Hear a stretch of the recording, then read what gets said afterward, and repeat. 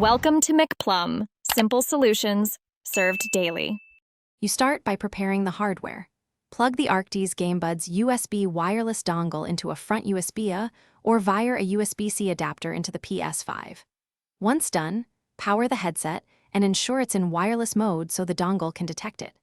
Make sure the GameBuds have at least half charge to avoid mid-setup dropouts. Also, disable nearby Bluetooth audio devices because interference can prevent a clean connection. Once the dongle is in the Ps5, wait for the LED to show a paired state. This usually takes 10 to 20 seconds.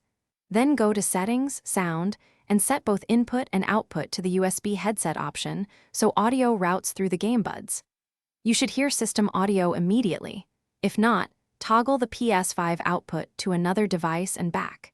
Then adjust headset volume and microphone level to get clear voice chat without clipping. Finish by running a quick party or in-game voice test so you can verify mic and game mix. If the mic is quiet or missing, make sure the Ps5 input device is the USB headset, check the headset mute switch, and confirm Ps5 privacy settings allow voice.